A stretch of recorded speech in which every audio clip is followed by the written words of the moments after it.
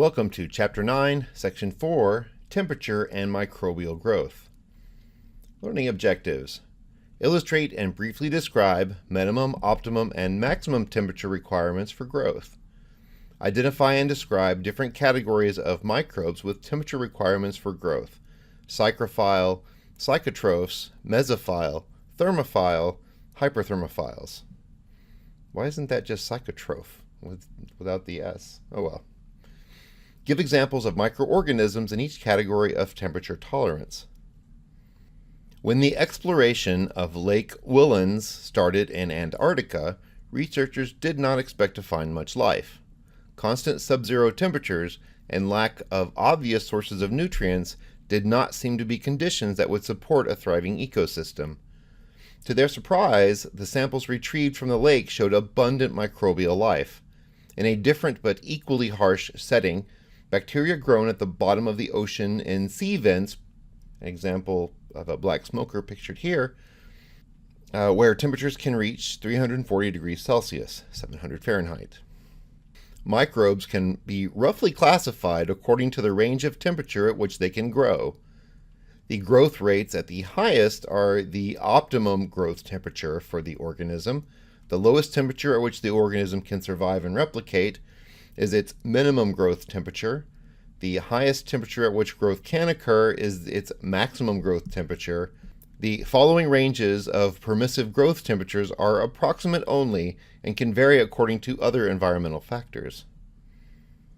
Organisms categorized as mesophiles, middle loving, are adapted to moderate temperatures, with optimal growth temperatures ranging from room temperature, about 20 degrees Celsius, to about 45 degrees Celsius, as would be expected from the core temperature of the human body, 37 degrees Celsius, 98.6 degrees Fahrenheit. Normal human microbiota and pathogens, your E. coli, your Salmonella, Lactobacillus species, are mesophiles. Organisms called psychotrophs are known as psychrotolerant, preferring cooler environments, from a high temperature of 25 degrees Celsius to refrigeration temperature about 4 degrees Celsius.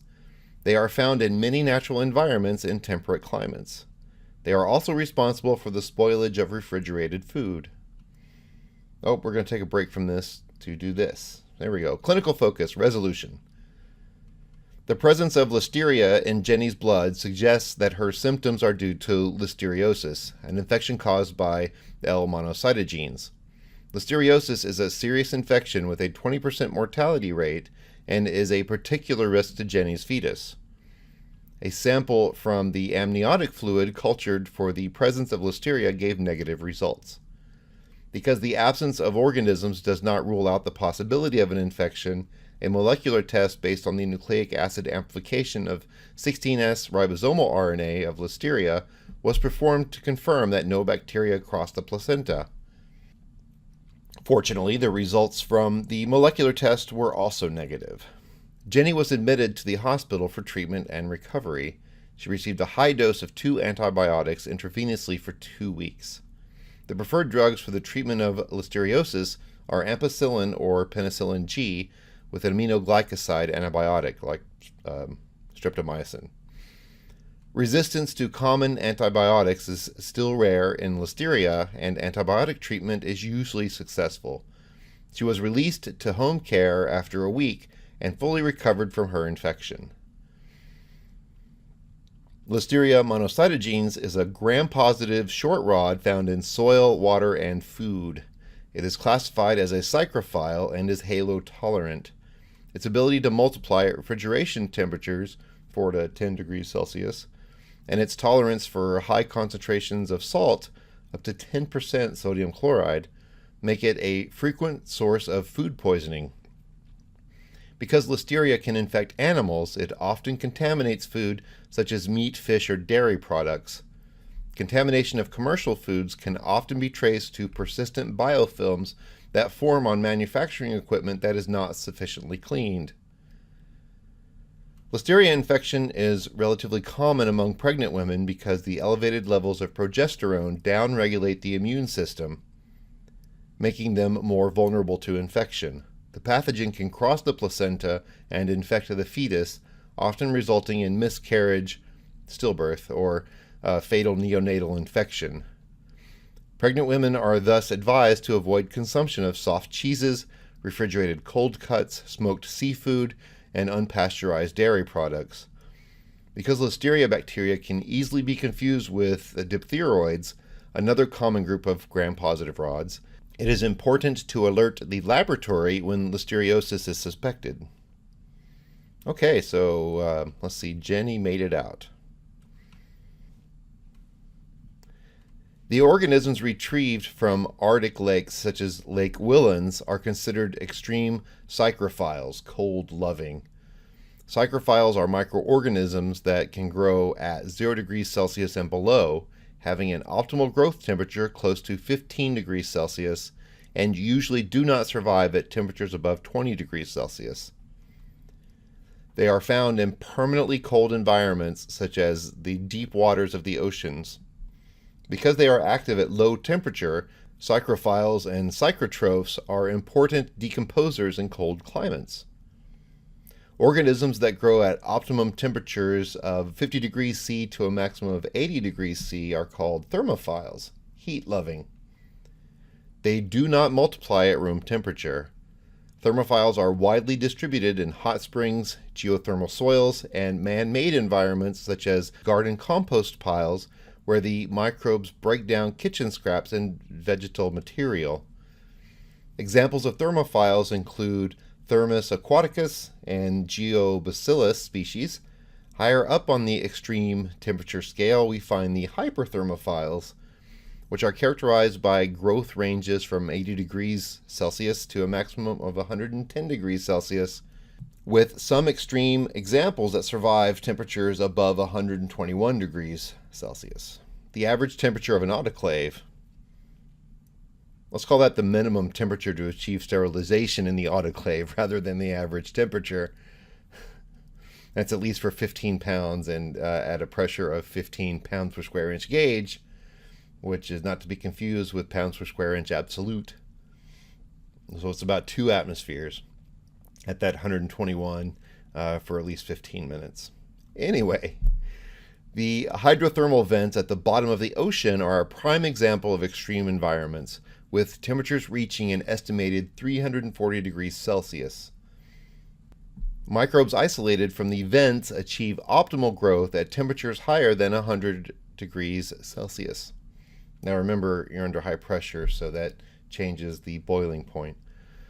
Noteworthy examples are Pyrolobus and Pyrodictium, archaea that grow at 105 degrees Celsius and survive autoclaving. This figure shows, This figure shows the typical skewed curves of temperature-dependent growth for categories of microorganisms we have discussed. Well, that I read to you about. Life in extreme environments raises fascinating questions about the adaptation of macromolecules and metabolic processes. Very low temperatures affect cells in many ways.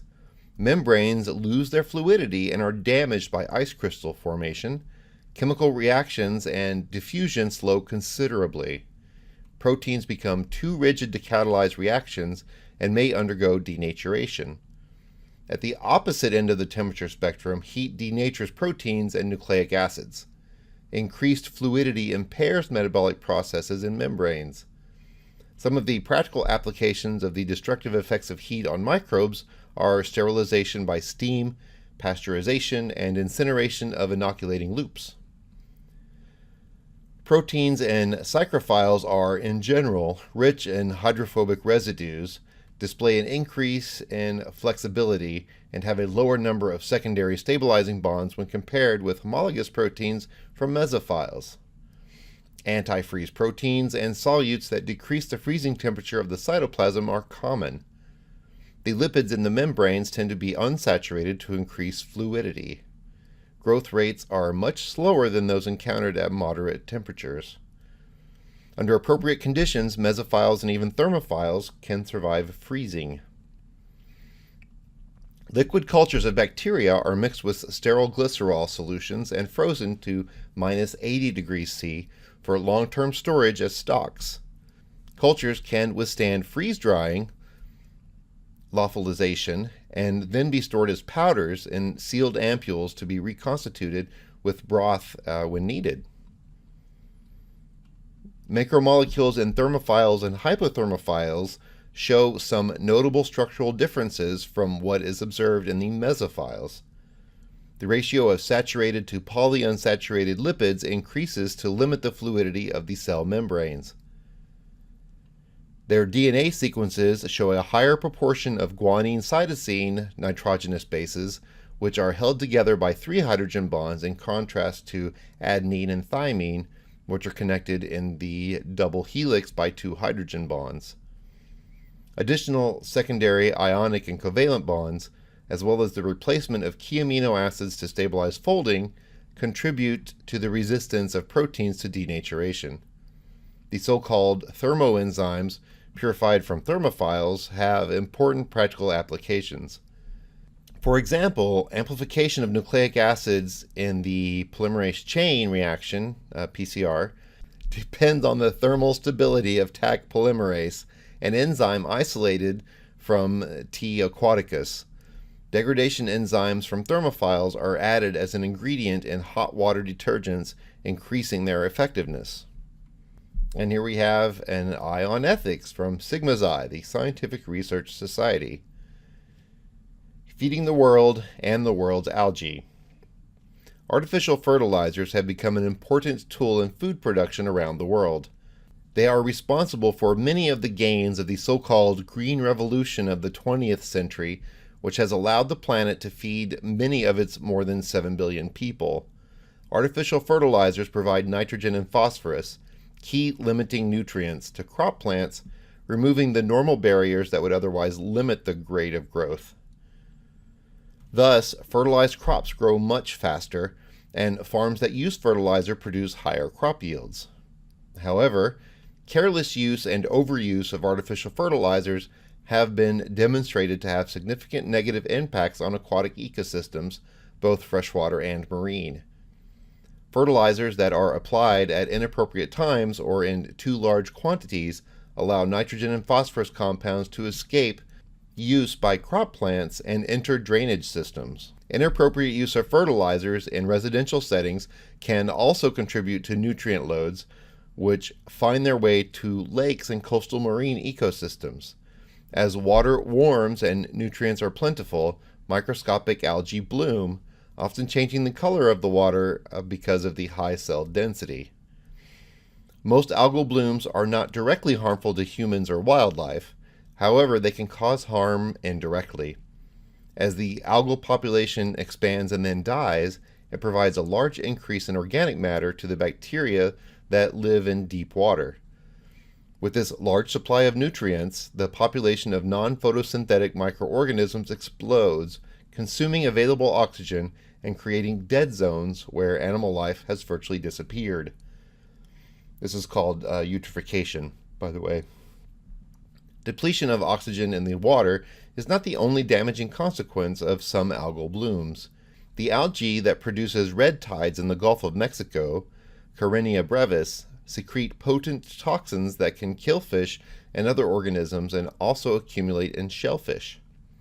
Consumption of contaminated shellfish can cause severe neurological and gastrointestinal symptoms in humans. Shellfish beds must be regularly monitored for the presence of the toxin, and harvests are often shut down when it is present, incurring economic costs to the fishery. Cyanobacteria, which can form blooms in marine and freshwater ecosystems, produce toxins called microcystins, which can cause allergic reactions and liver damage when ingested in drinking water or during swimming. Recurring cyanobacterial algal blooms in Lake Erie, that's this figure, have forced municipalities to issue drinking water bans for days at a time because of unacceptable toxin levels. This is just a small sampling of the negative consequence of algal blooms, red tides, and dead zones, yet the benefits of crop fertilizer, the main cause of such blooms, are difficult to dispute.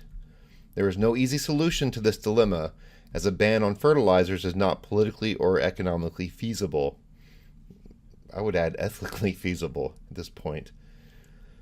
In lieu of this, we must advocate for responsible use and regulation in agricultural and residential contexts, as well as the restoration of wetlands, which can absorb excess fertilizers before they reach lakes and oceans. And that brings us to the end of Section 4. Next time I'll bring you Section 5, other environmental conditions that affect growth. Until then.